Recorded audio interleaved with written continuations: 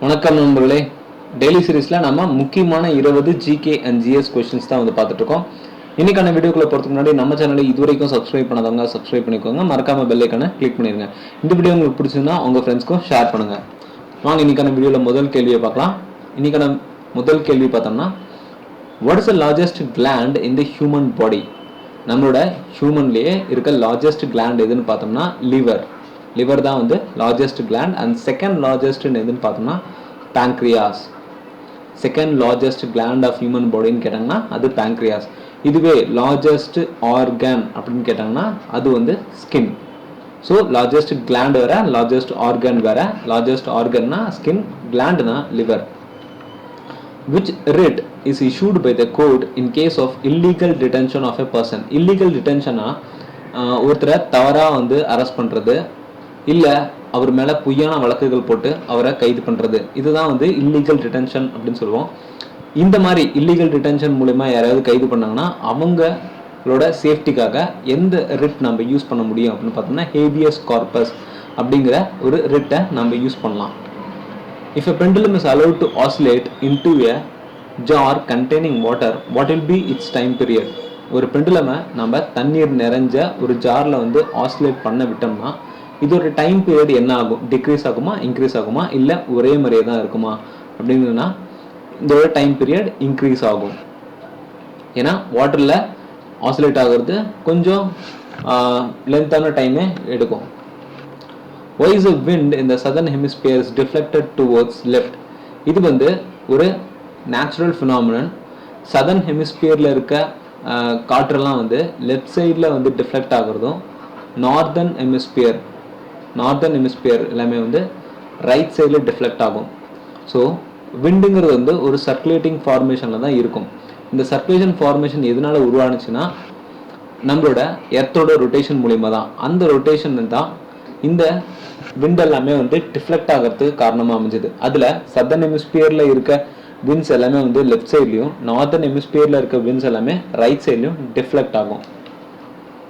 இதுக்கான main reason எர்த்தோட rotation. ஓகேங்களா? Which archaeologist initially discovered the Mohenjo-daro site of the Indus Valley Civilization? Indus Valley Civilizationல நம்ம முக்கியமாக நிறைய sides பார்த்துருக்கோம்.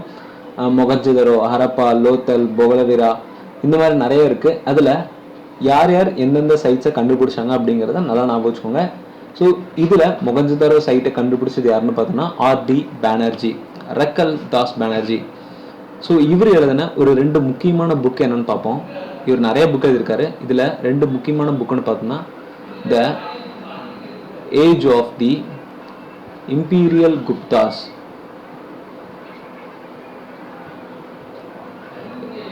Age of the imperial Guptas, அடுத்து ancient and Hindu India. இந்த ரெண்டுமே இவரோட முக்கியமான புஸ்தகங்களில் 2. What is the first large research reactor of India that uses uranium-233 as fuel? uranium-233 ஒரு isotope.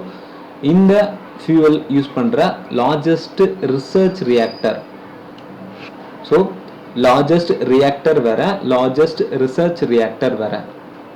First largest research reactor அப்படின்னு கேட்டாங்கன்னா அது காமினி. இந்த காமினி எங்கே இருக்குன்னு பார்த்தோம்னா எங்கே யூஸ் பண்ணுறாங்க அப்படின்னு பார்த்தோம்னா கல்பாக்கம்ல தான் இந்த காமினிங்கிற ரிசர்ச் ரியாக்டர் இருக்குது. அண்ட் இதோட கெப்பாசிட்டி பார்த்தோம்னா இப்போ 30 கிலோவாட்ஸ் ப்ரொடியூஸ் பண்ணுது. 30 கிலோவாட்ஸ் கல்பாக்கம் நியூக்ளியர் ஸ்டேஷன், இல்லைனா மெட்ராஸ் அட்டாமிக் பவர் ஸ்டேஷன் அப்படின்னு சொல்லுவாங்க.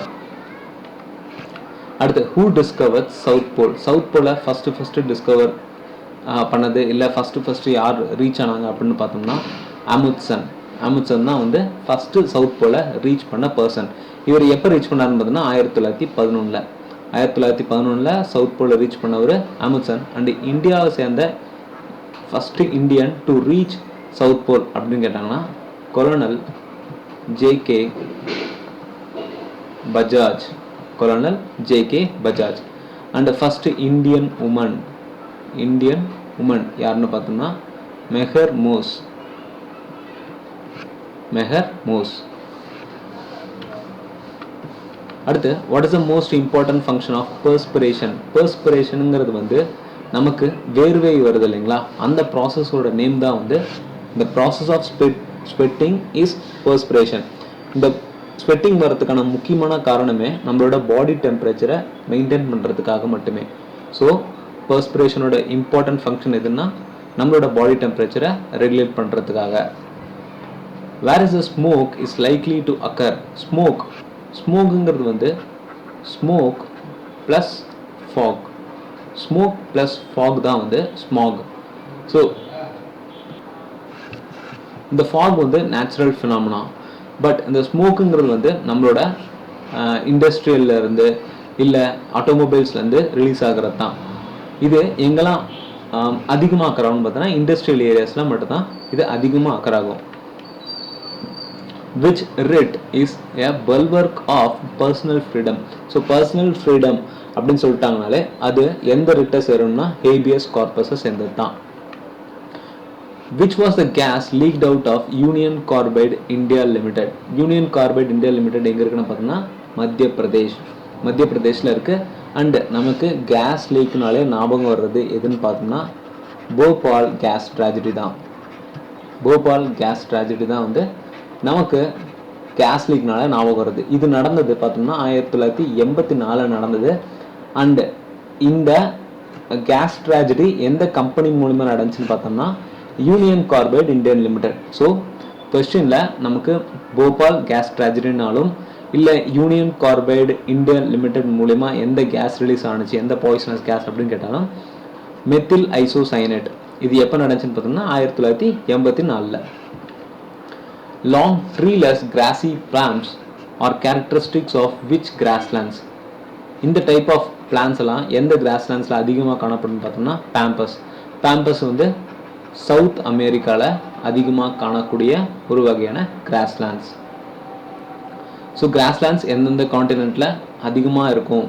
ஸோ பேம்பஸ்ங்கிறது வந்து சவுத் அமெரிக்கா. அதே மாதிரி நிறைய கிராஸ்லேண்ட்ஸ் இருக்குது, அதெல்லாம் வந்து தெரிஞ்சு வச்சுக்கோங்க.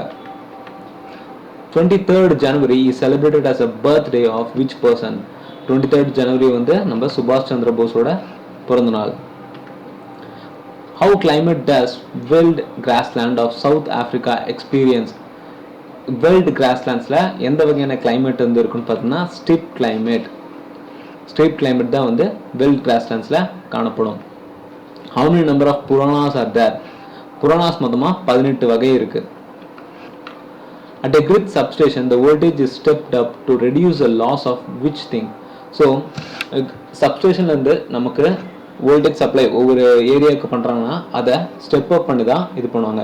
இது எதனாலனா லாஸை குறைக்கிறதுக்காக மட்டுமே. அது எந்த வகையான லாஸ்னா பவர் லாஸ் ஏற்படாமல் இருக்கிறதுக்காக மட்டுமே ஸ்டெப் அப் பண்ணி நமக்கு சப்ளை பண்ணுறாங்க. when was Exim Bank set up? எக்ஸிம்ங்கிறது வந்து எக்ஸ்போர்ட்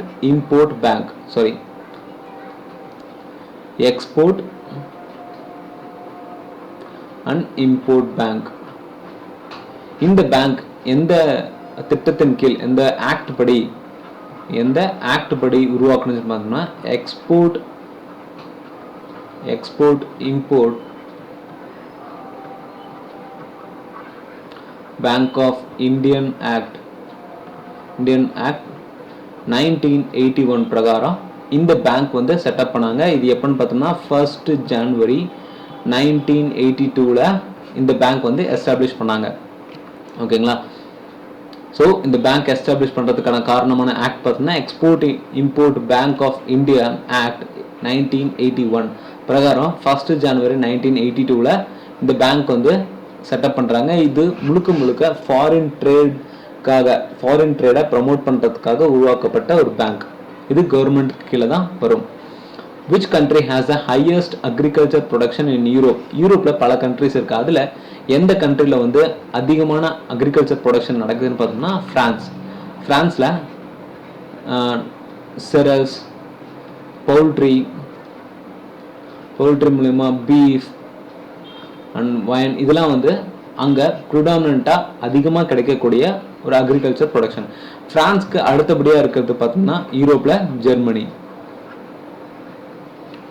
ஓகே, யூரோப்பில் ஃபஸ்ட்டு அக்ரிகல்ச்சர் ப்ரொடக்ஷனில் லார்ஜஸ்ட்டாக இருக்கிறது யாருன்னு பார்த்தோம்னா ஃப்ரான்ஸ், அதுக்கு அடுத்தது Germany. Who is considered as a first national ruler of India? First national ruler அப்படின்னு யாருன்னு நம்ம சொல்லணும்னு பார்த்தோன்னா Chandragupta Maurya. From the evolutionary point of view, which is the most primitive animal? Primitiveனா ரொம்ப பழமையானது இல்லை முதன்மையானது அப்படின்னு சொல்லலாம். மோஸ்ட் primitive animal எதுன்னு பார்த்தோம்னா டர்ட்டில்.